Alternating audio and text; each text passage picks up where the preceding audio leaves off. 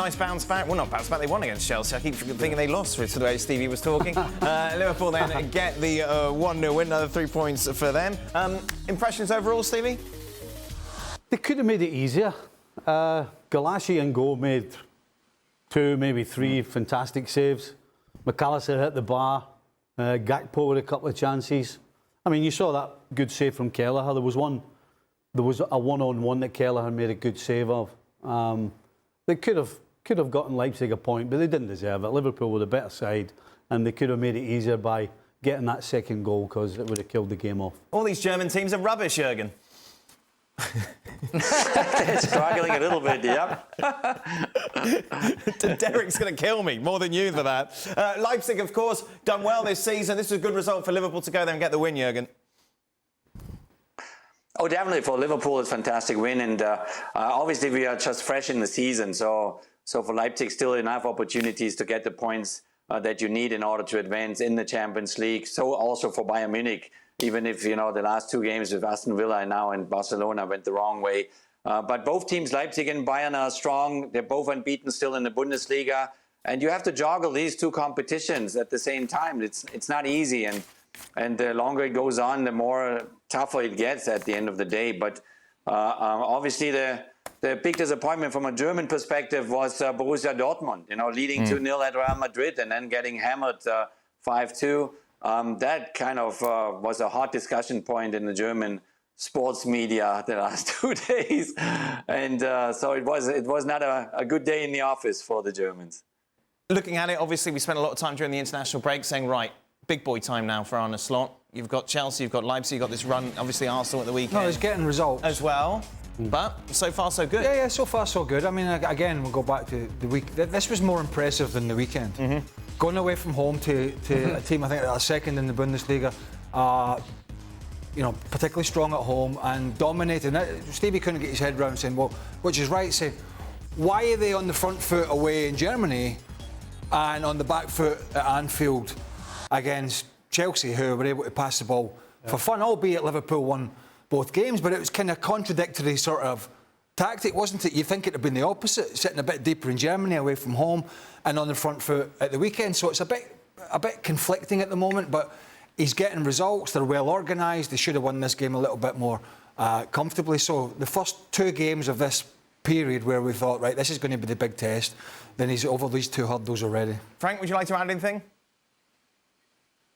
Well, I just want to say that I found Liverpool more in control of the game, as Craig mentioned. And I think the fact that McAllister came back in the middle of the park makes a huge change and a huge difference. And they almost scored a goal as well. But I really think that guy is very special when he's in the middle of the park with Gravenberg, who really surprises me, and I never thought that it would be at that level. It's a great midfielder, and yeah, we go back to what we know. Alexander-Arnold was good today as well, even defensively. I mean, something was very good to watch. It was for like the first 10 minutes of each half where Liverpool were a little bit shaky, but most of the time they were in control and deserved to win. They should have secured the win before, but they did the job.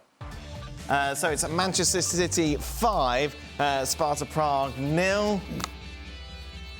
What? Were you thinking about asking a question? No, I was going to ask you, Jurgen, have you ever scored a goal like that with your big legs? No way. Would have broken my back. Oh, my God.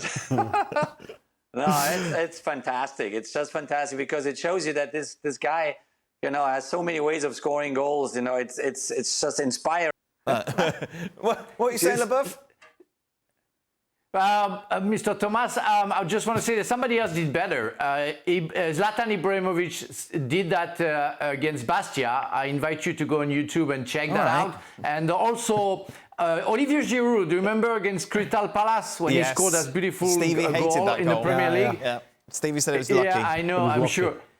Yeah, well, that's luck. But do you think Alan is not luck? Do you think he did it on purpose? Really? Oh. Come on. We know strikers. We know the strikers. They try silly things and sometimes they're lucky. Wow, no love. I don't think we need to talk about this. Can we move on? Is that all right? That's good. Just a reminder, Extra Time is available. Don't even ask. Just soldier on. It's just because it's thoughtful. It's like the snooker. I feel that whenever Atletico Madrid come on, I should feel like I'm speaking at a church or something. It's just it's dull. Yeah. It's just Atletico. I mean, Simeone. I mean, how long?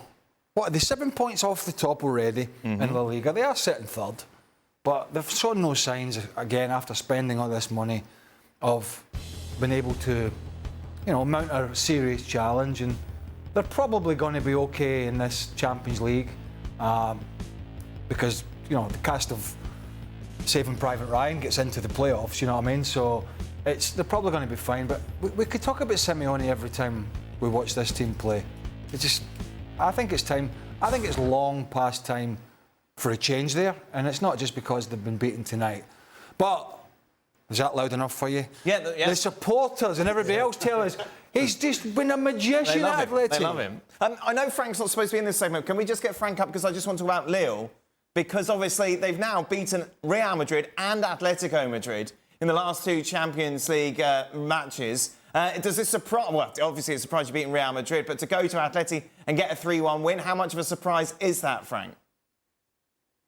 Well, it's a huge surprise. I mean, I'm so happy for what we call them, the dogs, which is a breed of dog in France, and we are so proud, and Brest as well drew at home against Bayer Leverkusen. I mean, it's great for the Ligue 1. I mean, maybe Craig Burley will appreciate the Ligue 1 better than he does right now, but it shows, some qualities, and except Paris Saint-Germain, who doesn't do well, Lille and Brest are doing great. And I mean, Real Madrid, I don't know, maybe they didn't come to play against Lille.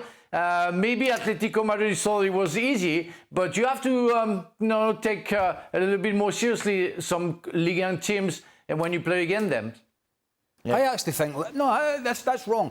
I actually think League One is a very good standard and has a lot of very good teams. Just nobody wants to watch it. They couldn't even sell the TV rights in France for a long period. So it's not that they are not good teams. It just does not travel very well.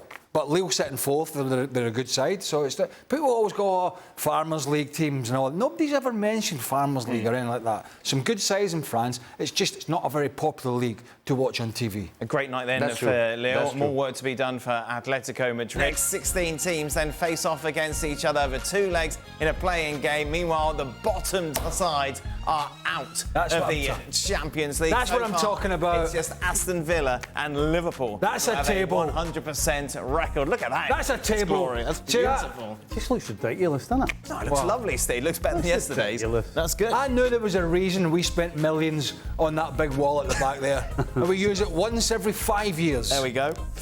So that is how things look.